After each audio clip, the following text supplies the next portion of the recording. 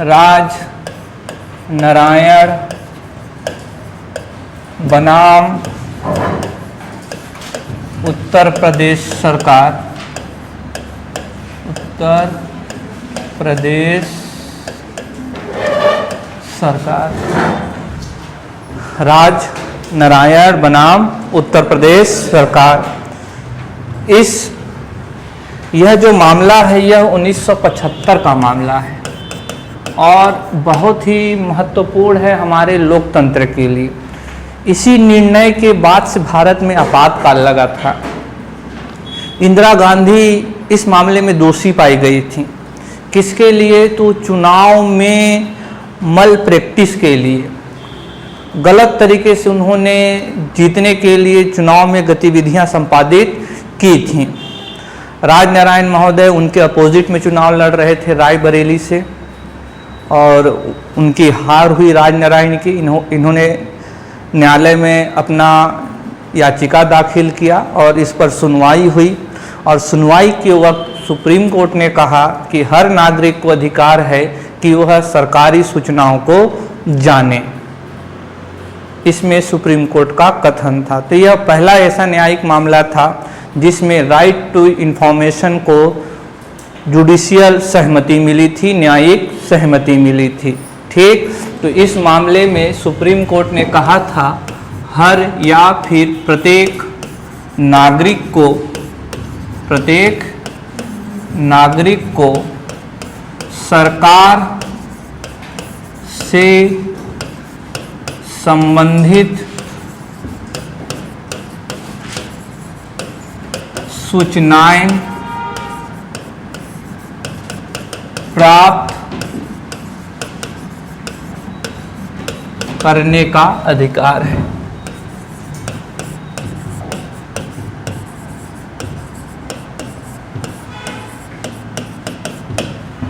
जब इसमें राज नारायण ने चुनाव में अपनी याचिका दाखिल की तो इन्फॉर्मेशन आने थे इलेक्शन कमीशन से और सुप्रीम कोर्ट ने बोला यह राज नारायण का अधिकार है कि वो सूचनाएं प्राप्त कर सकें और सूचनाएं उनको मिली।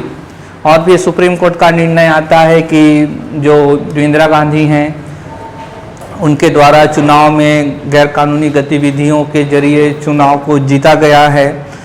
फिर इसी के बाद इंदिरा गांधी क्या लगा देती हैं? आपातकाल लगा देती हैं। समझ रहे हैं? तो इसी मामले, यह पहला मामला था जिसमें सुप्रीम कोर्ट ने सूचना के अधिकार को मान्यता प्रदान की थी। इसके बाद जो दूसरा न्यायिक मामला है वह है एसपी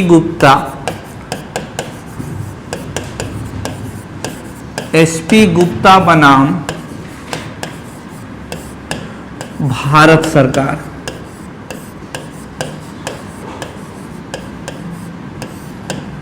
एसपी गुप्ता बनाम भारत सरकार।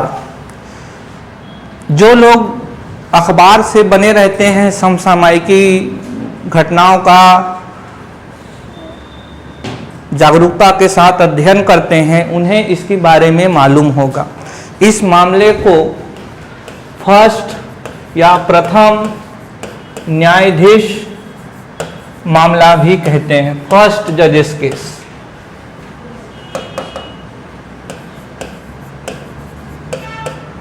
मामला जुड़ा हुआ है यह कॉलेजियम व्यवस्था से। कॉलेजियम व्यवस्था एक अपारदर्शी व्यवस्था है जो आज भी कार्यरत है और हमारा देश पूरे विश्व में अनोखा है इस मामले में कि यहाँ न्यायाधीश ही अन्य न्यायाधीशों की नियुक्ति करते हैं। आमतौर पर अगर वैश्विक परिदृश्य देखा जाए तो कार्यपालिका न्यायाधीशों की नियुक्ति का कार्य करती है, लेकिन हमारे देश में ऐसा है नहीं। कॉलेजियम व्यवस्था जिसमें न्यायाधीश होते हैं वही अन्य न्यायाधीशों की नियुक्ति और उनके ट्रांसफर का मामला देखते हैं। तो यह पहला मामला था। इस समय तक जो न्यायाधीश होते थे उनकी नियुक्ति कार्यपालिका करता था, कॉलेजियम नहीं था 1982 के पहले। यह मामला कब आया था? तो 1982 में। इस समय कॉलेजियम व्यवस्था भी डेवलप नहीं हुई थी, क्योंकि इस समय के जो हमारे नेता थे वो लोकतांत्रिक मूल्यों से जुड़े हुए थे। पंडित नेहरू का समय था। पंडित नेहरू के समय लोकतांत्रिक मूल्यों को बनाए रखा गया था, लेकिन जब से नेहरू की मृत्यु के बाद इंदिरा गांधी आती हैं, वहीं से राजनीति न्याय व्यवस्था में भी पहुंचती है। और इससे पहले आमतौर पर जो मुख्य न्यायाधीश होते थे भारत के, चीफ जस्टिस ऑफ इंडिया, उनकी नियुक्ति वरिष्ठता के आधार पर की जाती थी, यानी जो सीनियर मोस्ट जजेस है सुप्रीम कोर्ट में, उसको चीफ जस्टिस ऑफ इंडिया बनाया जाता था। लेकिन इंदिरा गांधी ने यह परंपरा तोड़ दी और फिर वहीं से क्या डेवलप होने लगा, कॉलेजियम व्यवस्था। और इस मामले में भी सुप्रीम कोर्ट ने कहा कि जो freedom of speech and expression, अभिव्यक्ति और वाक स्वतंत्रता का जो अधिकार है, उसके तहत सूचना प्राप्ति का भी अधिकार शामिल है। समझ रहे हैं? इसमें सुप्रीम कोर्ट ने कहा कि संविधान का अनुच्छेद क्लॉज 1 सब क्लॉज ए में जो वाक स्वतंत्रता या फिर अभिव्यक्ति की स्वतंत्रता, एक्सप्रेशन के तहत ही राइट टू इंफॉर्मेशन शामिल है इस मामले में। हालांकि इस मामले का ज़्यादा महत्व कॉलेजियम व्यवस्था से जुड़ा हुआ है। इस मामले में सुप्रीम कोर्ट ने कहा कि परामर्श का अर्थ सहमति नहीं है, परामर्श का अर्थ सहमति नहीं है, तो इसमें कार्यपालिका को पूरा अधिकार था। आगे जाकर 1993 में कॉलेजियम व्यवस्था का जन्म होता है, वो अलग विषय है। लेकिन एसपी गुप्ता बनाम भारत सरकार में भी सुप्रीम कोर्ट ने कहा कि जो संविधान का अनुच्छेद 19(1)(a) है, जिसमें लिखा हुआ है कि भारत के प्रत्येक नागरिक को वाक स्वतंत्रता एवं अभिव्यक्ति की स्वतंत्रता का अधिकार होगा, उसके तहत ही क्या शामिल है, तो राइट टू इंफॉर्मेशन, सूचना का अधिकार शामिल है। तो ये दो मामले हैं जो सूचना के अधिकार से जुड़े हुए हैं, जिसे आप लोगों को ध्यान में रखना चाहिए। पहला मामला है राजनारायण वर्सेस उत्तर प्रदेश सरकार और एसपी गुप्ता वर्सेस भारत सरकार। ठीक, एसपी गुप्ता को तो बार बार पूछा भी जाता है, ये इसको फर्स्ट जजेस केस भी कहते हैं। ठीक, और इसमें सुप्रीम कोर्ट ने कहा था कि परामर्श का अर्थ सहमति नहीं है। चलें आगे। अब हम लोगों को अधिनियम को पलटाना होगा और इस अधिनियम में टोटल 6 चैप्टर हैं। अध्यायों की संख्या कितनी है? 6। अगर हम लोग सूचना का अधिकार अधिनियम 2005 को देखें तो कितने चैप्टर मिलेंगे? 6 चैप्टर मिलेंगे। अगर बात करें धाराओं की, सेक्शन तो वो है 31 धाराएं हैं, 6 अध्याय हैं और 2 अनुसूचियां हैं, शेड्यूल। और इसको हम लोगों को अब पढ़ना होगा एक एक चैप्टर कर। कितने चैप्टर हैं? 6 चैप्टर हैं। धारा कितनी है? 31 है। अनुसूचियां कितनी है? 2 हैं। इनसे अलग अलग 3 प्रश्न बन सकते हैं कि सूचना के अधिकार अधिनियम में अध्यायों की संख्या कितनी है। पहला विकल्प 6, दूसरा विकल्प 7, तीसरा विकल्प 9, चौथा विकल्प 10। तो सही उत्तर क्या लगाएंगे? 6। धाराओं की संख्या कितनी है? 31 और अनुसूचियां कितनी है? तो 2 हैं। ठीक, तो ये नंबर्स आपके परीक्षा के लिए बड़ा ही महत्वपूर्ण है। 6, 31 और 2। 6 अध्याय हैं, 31 धाराएं हैं, 2 अनुसूचियां हैं। ठीक, स्पष्ट है। अब हम लोग शुरू करेंगे आज चैप्टर 1। क्या शुरू करेंगे? चैप्टर 1, यानी कि क्या? अध्याय 1। अध्याय 1। अध्याय 1 में 2 धाराएं हैं। धारा 1 सेक्शन 1। धारा 1 में बताया गया है इस अधिनियम का संक्षिप्त नाम, इसका विस्तार एवं प्रारंभ। ये तीन चीजें हम लोग को मिलेगी किसमें, तो धारा 1 में, और इसी अध्याय के तहत धारा 2 है। अध्याय 1 में 2 ही धारा है। ठीक, अभी समझ रहे हो 6 अध्याय हैं, 31 धाराएं हैं, तो हर अध्याय के तहत क्या होएगा, धारा होगी। तो अध्याय 1 में कितनी धारा है, 2 धारा है। धारा 1 आपको बताएगा इस अधिनियम का नाम क्या है, इसका विस्तार कहाँ है संपूर्ण भारत भर में, और तीसरा यह प्रारंभ कब से हुआ, और धारा 2 आपको जानकारी देगा विभिन्न प्रकार की परिभाषाएं जो इस अधिनियम में प्रयोग किए गए हैं। बहुत सारे शब्द हैं, जैसे कि लोक प्राधिकारी कौन है, वो क्या है, तो इसमें हमको क्या मिलेगा, परिभाषा मिलेगा। जो शब्द हैं बहुत सारे, तो उनकी परिभाषा कहाँ मिलेगी, तो धारा 2 में है। ठीक, तो अध्याय 1 में कितनी धाराएं, 2 धाराएं। धारा 1 क्या कहेगा, संक्षिप्त नाम, विस्तार और प्रारंभ। धारा 2 में परिभाषा शामिल है। ठीक, अब किसको पकड़ना है हम लोगों को, धारा 1 को। धारा 1 को, धारा 1, धारा 1 में सबसे पहला क्या है, तो संक्षिप्त नाम। संक्षिप्त नाम, संक्षिप्त नाम आप जानते हैं, इसका सूचना का अधिकार अधिनियम 2005, सूचना का अधिकार अधिनियम 2005 संक्षिप्त नाम हो गया।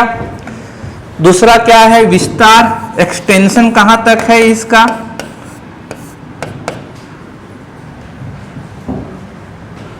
तो 2019 से पहले यह जो अधिनियम था जम्मू कश्मीर को छोड़कर संपूर्ण देश में लागू था, क्योंकि धारा 370 के तहत कश्मीर और लद्दाख एक स्वायत्त क्षेत्र था, जिनको बाकी राज्यों की तुलना में ज्यादा अधिकार थे। तो बहुत सारे अधिनियम, लगभग आप अधिकांश नियमों में पढ़ेंगे धारा 1 में ही, हर अधिनियम के कि लिखा रहेगा संपूर्ण भारत में, छोड़कर किसको, जम्मू कश्मीर को, 2019 से पहले। अब वो 370 हट गया है, तो यानी कि यह कानून संपूर्ण भारतवर्ष में लागू रहेगी, क्योंकि धारा 370 अब हट चुका है। तो यानी इसका विस्तार अब क्या हो जाएगा, तो संपूर्ण भारतवर्ष, संपूर्ण भारतवर्ष। 2019 से पहले यह जम्मू कश्मीर में लागू नहीं थी, जम्मू कश्मीर को छोड़कर शेष भारत में यह लागू था। स्पष्ट है चीजें यहां तक। आगे है क्या, तो प्रारंभ। आगे क्या है, प्रारंभ। प्रारंभ आप सभी जानते हैं कब से हुआ है, पिछले क्लास में पढ़े थे, 12 अक्टूबर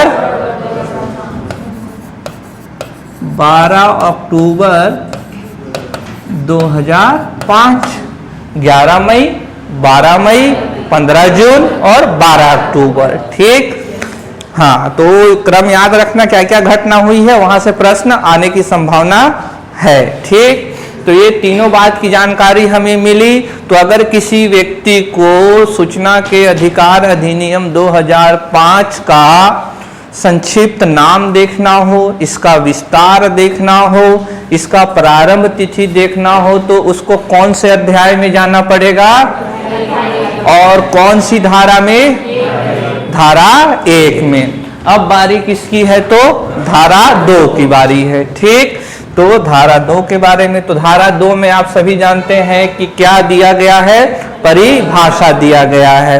तो सबसे पहले देखिए, सब अभी इन सभी धाराओं में सबको पढ़ना पॉसिबल नहीं है। आप भी जानते हैं कि एक धारा में फिर उसके अंतर्गत सब क्लॉज आएंगे तो बहुत सारा सेक्शन मिलेगा। तो इसीलिए हम लोग उन चीजों को लेकर चलेंगे जो हमारी परीक्षा में पूछा जाएगा। समझ रहे हैं? तो ऐसा नहीं है कि मैं बहुत सारी चीजें छोड़ दूंगा। हम लोग कानून को तो पढ़ने नहीं जा रहे कि डिफेंड करना है न्यायालय में जाकर। समझ रहे हैं? हम लोगों को इसका इस आलोक में पढ़ना है कि यह लोकतंत्र के लिए या ग्रामीण विकास के लिए किस तरीके से सहायक है। इस आलोक में हम लोगों को सूचना का अधिकार अधिनियम 2005 पढ़ना है, क्योंकि हम लोग क्या पढ़ रहे हैं? ग्रामीण विकास पढ़ रहे हैं। समझ रहे हैं? तो अभी हम लोगों को धारा 2F को विजिट करना होगा। धारा 2 के तहत परिभाषाएं हैं। इसमें F नंबर में धारा 2 के अंतर्गत A, B, C, D, E, F, G, H ऐसे बहुत सारे हैं। तो कहाँ जाना है? F में। और F में हम लोगों को मिलेगा सूचना की परिभाषा कि सूचना क्या होएगी, सूचना से मतलब क्या है। तो धारा 2F किससे संबंधित है? तो सूचना से। इसमें आपको क्या मिलेगा? सूचना की परिभाषा मिलेगी। What is information? सूचना क्या है? समझ रहे हैं? तो धारा 2F हमें यह बताएगा कि सूचना किसे कहा जाएगा। समझ रहे हैं? आप सभी जानते हैं अगर कानून स्पष्ट होते हैं तो न्यायालय में उतने ही मामले कम जाएंगे। अगर कानून जटिल होता है, कठिन होता है, सरल भाषा में नहीं रहता है तो उतने ही मामले कहाँ जाते हैं? न्यायालय। अगर कानून सीधा हो, सरल हो, लचीला हो तो न्यायालय में मामलों की संख्या भी कम होती है। इसीलिए कानून में हर शब्द को परिभाषित किया जाता है ताकि जब भी वो न्यायालय में जाए तो वहां कम से कम विवाद उत्पन्न हो। समझ रहे हैं? बहुत सारी चीजों को फिर अगर नहीं परिभाषित रहता है तो कौन परिभाषित करता है? फिर न्यायालय। ये भी जानते हैं। फिर न्यायालय के परिभाषित करने के बाद लोग संसद से क्या होएगा? संशोधन विधेयक पारित होगा, क्योंकि अभी तो उसको सुप्रीम कोर्ट ने आदेश दिया है ना। और सुप्रीम कोर्ट द्वारा बोला गया कोई भी वाक्य तब तक लागू है जब तक पार्लियामेंट, संसद या विधानसभा से कोई कानून नहीं बना है। सुप्रीम कोर्ट यही कहता है कि हमारे दिए गया निर्णय तब तक लागू होगा जब तक कोई नई कानून नहीं बन जाती है। तो निर्णय देने के बाद पार्लियामेंट को कुछ क्या करना होगा? संशोधन करना होगा। तो परिभाषा का मतलब समझ रहे हो क्यों दी जाती है परिभाषा? ताकि कानून क्या हो जाए? सीधा और सरल हो जाए, एक सामान्य जन भी इसको समझ सके। तो ऐसे ही धारा 2F के तहत किसकी परिभाषा दी गई है? सूचना की परिभाषा दी गई है। सूचना का मतलब है any material in any form. कोई भी सामग्री किसी भी रूप में, कोई भी सामग्री किसी भी रूप में, कोई भी सामग्री किसी भी रूप में यानी कि क्या? वर्क कोई कृति हो सकती है, वर्क्स कोई कृति हो सकती है, कोई दस्तावेज डॉक्यूमेंट, कोई ऑडियो क्लिप हो सकती है। समझ रहे हैं? कोई भी चीज, any material in any form, कोई भी सामग्री किसी भी रूप में, दस्तावेज हो सकता है, कोई नमूना हो सकता है किसी भी पदार्थ का। समझ रहे हैं? वो सारा चीज क्या कहलाएगा? इंफॉर्मेशन कहलाया जाएगा। साथ में इसमें क्या है? पूरा इलेक्ट्रॉनिक भी, इलेक्ट्रॉनिक जितनी भी चीज रिकॉर्ड है वो भी प्राप्त करने का अधिकार होगा। प्रेस रिलीज है,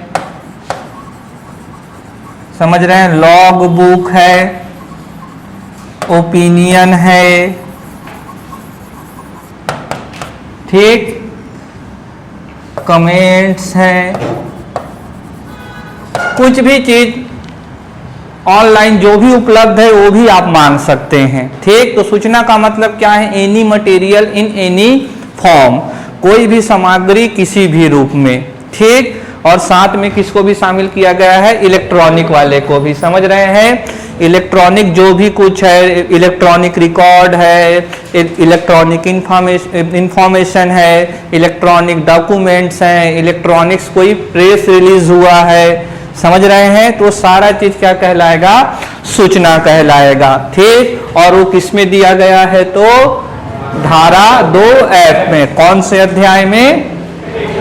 अध्याय 1 में। ठीक, चले आगे।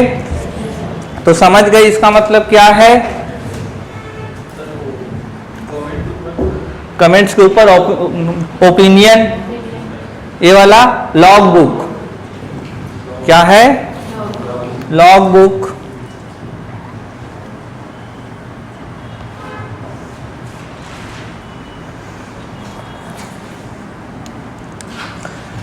तो बता पाओगे सूचना क्या है?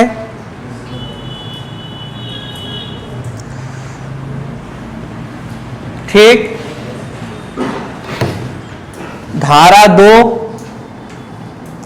में, धारा 2F में। अब धारा 2H, धारा 2H।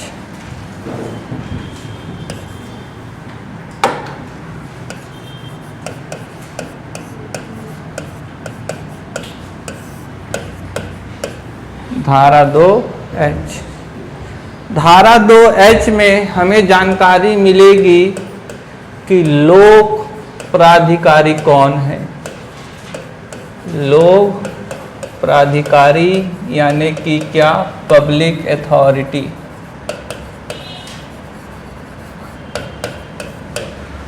लोक प्राधिकारी यानी कि पब्लिक अथॉरिटी।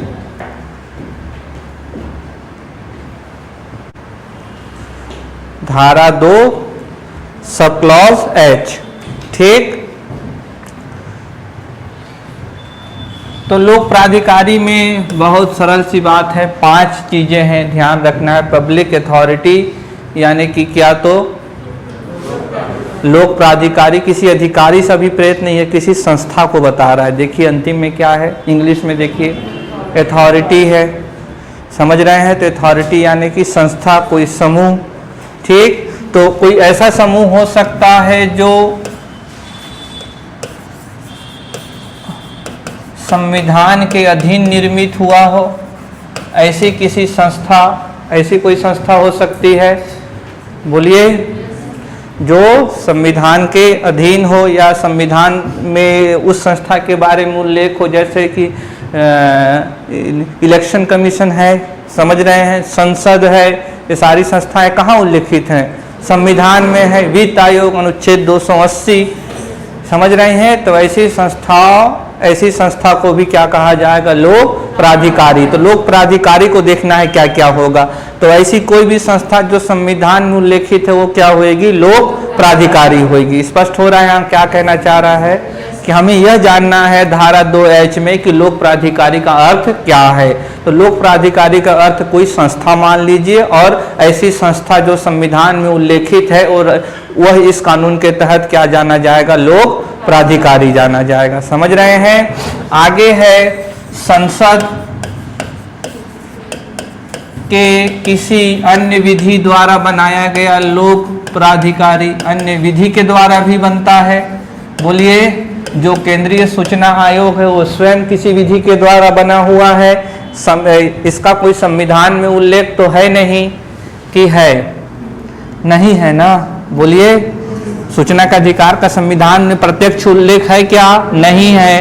वो तो सुप्रीम कोर्ट ने कहा है कि ये जो सूचना का अधिकार है वो संविधान के अनुच्छेद 19(1) के तहत है, लेकिन स्पष्ट रूप से तो कहीं भी नहीं लिखा है सूचना का अधिकार। या सूचना आयोग का कहीं जिक्र है क्या? नहीं है, नहीं है कहीं भी जिक्र संविधान में। तो वैसे ही बहुत सारी संस्थाएं हमारे देश में जो किसी कानून के तहत बनती हैं। बोलिए, CBI हो गया, किसी कानून के तहत बना हुआ है। NIA हो गया, समझ रहे हैं? हाँ, सतर्कता आयोग हो गई। ऐसी बहुत सारी संस्थाएं जो किसके तहत बनती हैं? कानून के तहत बनती हैं, वो भी क्या माने जाएंगे? लोक प्राधिकारी। और ऐसे कानून कहाँ से बनने चाहिए? संसद से, यानी कि केंद्र के स्तर पर। तीसरी बात है कि राज्यों के विधान सभाओं से, वही बात है, राज्य के विधान सभा से ऐसी कोई अन्य विधि द्वारा अब राज्य ने कोई कानून बनाकर कोई संस्था बनाई है तो वो भी किस में आएगा, लोक प्राधिकारी में। हमें सूचना कहाँ से मिलनी थी, लोक प्राधिकारी से, ताकि उसको क्या बनाया जाए, पारदर्शी।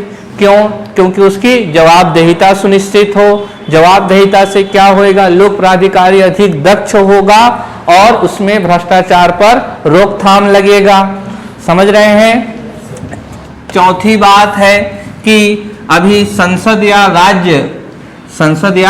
राज्य के द्वारा या फिर किसी कार्यपालिका वो स्टेट भी हो सकती है और वह केंद्र सरकार भी हो सकती है। कार्यपालिका समझ रहे, जो सरकार की बात हो रही है, चाहे केंद्र स्तर की सरकार हो चाहे राज्य स्तर की सरकार हो। अगर सरकार बहुत सारी संस्थाएं अधिसूचना के जरिए भी स्थापित करती है। समझ रहे हैं। कोई कानून उसका आधार नहीं होता, केवल ऑर्डर से पास कर देती है बहुत सारी। तो ऐसी कोई संस्था जो कार्यपालिका के आदेश या अधिसूचना से स्थापित की गई हो, आदेश या अधिसूचना से, नोटिफिकेशन के जरिए के तहत स्थापित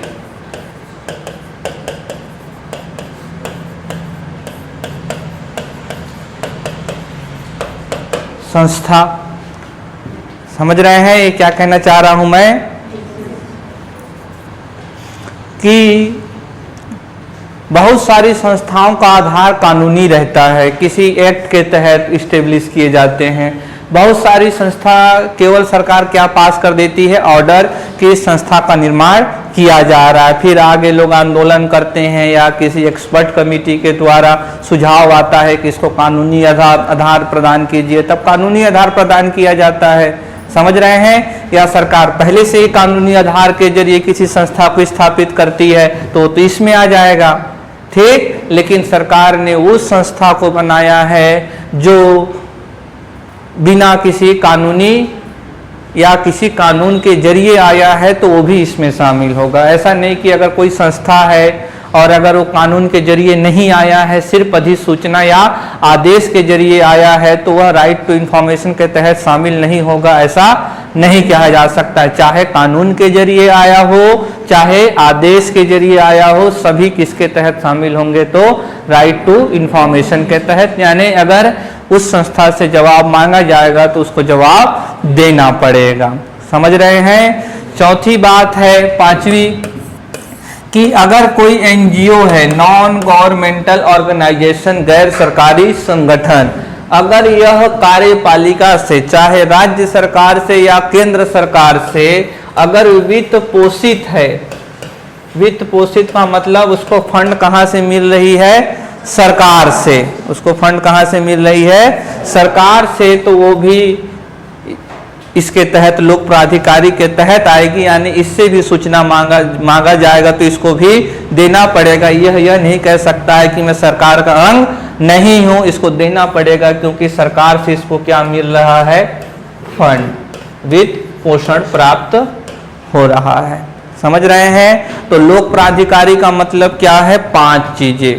पहली चीज तो कॉन्स्टिट्यूशन के अगर अंडर में कोई इंस्टीट्यूशन है। दूसरी बात, पार्लियामेंट के जरिए अगर किसी अन्य विधि द्वारा विधानसभाओं द्वारा बनाई गई किसी अन्य विधि द्वारा। तीसरी बात क्या है, आदेश या अधिसूचना से स्थापित संगठन या कोई संस्था। पांचवा क्या है, अगर कोई गैर सरकारी संगठन है या कोई भी प्राइवेट एंटिटी है, निजी इकाई है, प्राइवेट एंटिटी है, अगर उसको सरकार से वित्त पोषण मिल रहा है, यानी वो भी लोक प्राधिकारी के तहत ही शामिल किया जाएगा और सूचना मांगने पर उसको भी सूचना देना पड़ेगा। समझ रहे हैं। ये सारी चीज किसमें लिखी गई है, तो धारा 2H में हो गया। आगे लोक प्राधिकारी का मतलब समझ गए। सूचना का अभी तक हम लोग क्या क्या जाने हैं, सूचना का मतलब धारा 2F और लोक प्राधिकारी धारा 2H। ठीक, आगे चलते हैं और हम लोग देखते हैं सूचना के अधिकार को कैसे परिभाषित किया गया है। ठीक, तो धारा 2J, धारा 2 इसमें किसकी बात की गई है? तो सूचना के अधिकार को परिभाषित किया गया है। सूचना के अधिकार के बारे में बात किया गया है। तो सूचना के बारे में पूछा जाएगा तो धारा 2F लोक प्राधिकारी का अर्थ क्या है, यानी धारा 2H। और अगर सूचना का अधिकार क्या है तो धारा 2J।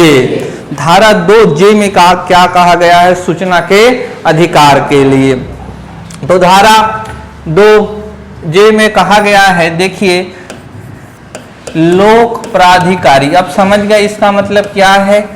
कोई भी संस्था जो संविधान के द्वारा, संसद के द्वारा, विधानसभा के द्वारा या केंद्र सरकार या राज्य सरकार के अधिसूचना या आदेश के द्वारा स्थापित कोई भी संस्था को क्या कहेंगे? लोक प्राधिकारी। इसमें वह निजी इकाई या गैर सरकारी संगठन भी आएंगे जिन्हें सरकार से वित्त पोषण प्राप्त होता है। तो लोक प्राधिकारी के नियंत्रण अधीन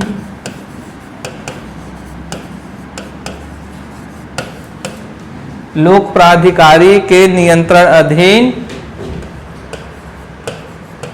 सूचना की प्राप्ति को क्या कहा जाएगा? सूचना का अधिकार कहा जाएगा।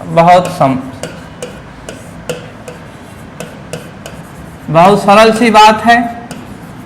बोलिए, सूचना का अधिकार आपको कैसे सशक्त करेगा कि किसी भी लोक प्राधिकारी के नियंत्रण अधीन जो भी सूचना हो उसको आप मान सकते हैं। ठीक। अब इसके तहत निम्नलिखित प्रकार की सूचना है। अभी आप किसी भी कृति यानी वर्क्स, दस्तावेज यानी कि अंग्रेजी में क्या? डॉक्यूमेंट्स और अभिलेख।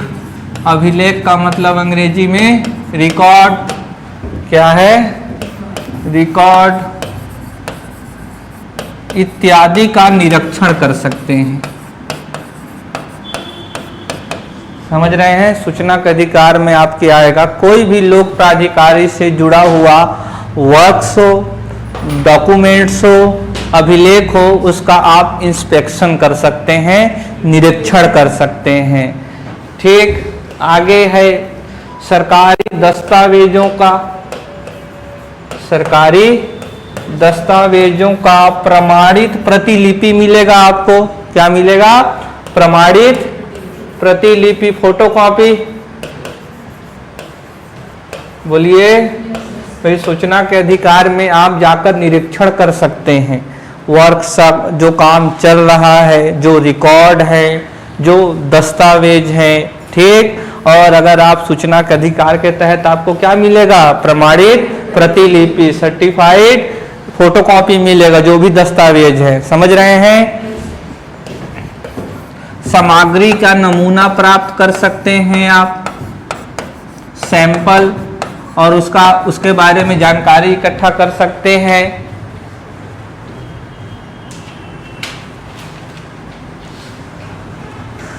ठीक। सामग्री का नमूना प्राप्त कर सकते हैं।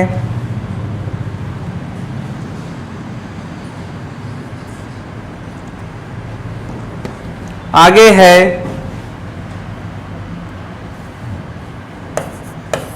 चौथा, अगर कोई इंफॉर्मेशन कैसा है तो इलेक्ट्रॉनिक है।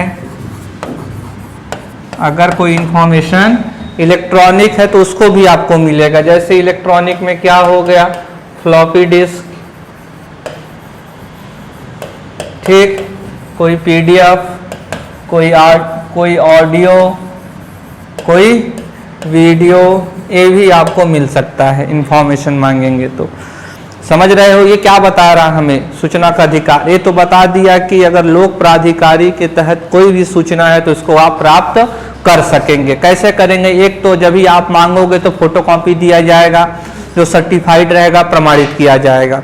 दूसरी बात, अगर आप कुछ ऐसी सूचना मांग रहे हैं जो किस रूप में है? वीडियो के रूप में है तो भी आपको मिलेगा, ऑडियो के रूप में है तो भी आपको मिलेगा। ठीक। कोई चीज कोई सूचना आप किसी सामग्री के रूप में मांग रहे हैं, कोई सामग्री के बारे में सूचना मांग रहे हैं, तो उस सामग्री का आपको नमूना दिया जाएगा ताकि उसका आप इंस्पेक्शन कर सकें।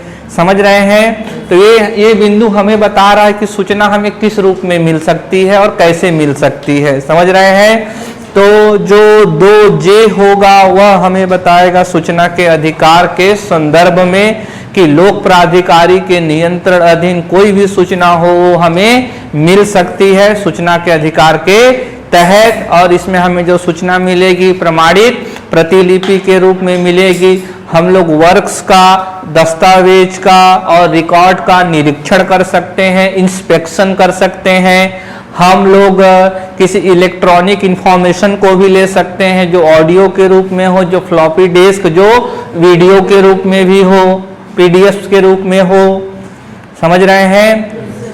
और सामग्री का नमूना भी दिया जा सकता है क्योंकि इसमें क्या लिखा है, information means what, any material in any form. तो सामग्री भी तो है, इसमें सिर्फ ऐसा नहीं है कि आप जो राइट टू इंफॉर्मेशन हमेशा आपको कागज मिलेगा, कोई मटेरियल भी हो सकती है। समझ रहे हैं? नमूना भी हो सकता है। Information means any material in any form, कोई भी सामग्री किसी भी रूप में। ठीक, तो आपको दस्तावेज भी मिल सकता है, ऑडियो वीडियो भी मिल सकता है, कोई भौतिक पदार्थ भी मिल सकता है जिससे संबंधित आप सूचना मांग रहे हैं।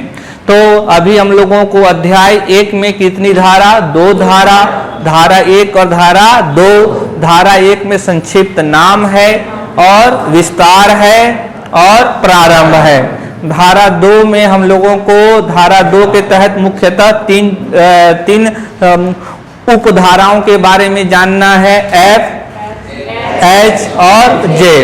F में क्या है, सूचना को परिभाषित किया गया है, सूचना क्या होगा। H में लोक प्राधिकारी क्या है और J में सूचना का अधिकार है। ठीक, तो ये चैप्टर 1 हुआ। अब हम लोग आगे पढ़ेंगे क्या, तो चैप्टर 2, लेकिन वो अगली क्लास में चैप्टर 1 को आप लोग अच्छे से पढ़ लीजिएगा इसको। ठीक, और जितनी भी चीजें होंगी जहां से प्रश्न आ सकते हैं उन्हीं धाराओं को पढ़ेंगे क्योंकि बहुत सारा धारा है, आप लोग कंफ्यूज भी होंगे क्योंकि सिर्फ यही एक सूचना का नहीं है, मनरेगा भी है, वहां भी हम लोग को ध्यान में रखना है कौन सी बातें कौन सी धारा में कही गई है, यहाँ भी याद रखना है। तो उपाय क्या है, डेली डेली पढ़िए इसको। समझ रहे हैं? जितने बार विजिट, भले उबासीपन आए तो आए, लेकिन प्रतिदिन आपको इसको पढ़ना चाहिए। प्रतिदिन नहीं भी कर सकते हैं तो 2-2, 3-3 दिन के अंतराल में जैसा आपको उचित लगता है अपनी क्षमता के अनुसार, जो भी आपकी कैपेसिटी है याद रखने की, उसके अकॉर्डिंग आप डिसीजन लीजिए, लेकिन बार बार पढ़ना पड़ेगा अगर धाराओं को दिमाग में रखना है तो। और कितनी धारा है टोटल? 31 धारा है। कितने अध्याय हैं? अनुसूचियां कितनी है? 2 हैं। ठीक, तो आज जाके, आज ज्यादा तो कुछ है नहीं, तो आज जाकर जो पिछली क्लास में भी पढ़े थे उसको भी रिवीजन कर लीजिए और यहाँ तक, तो अगले क्लास में हम लोग चैप्टर 2 को शुरू करेंगे। ठीक, चलें आज के लिए।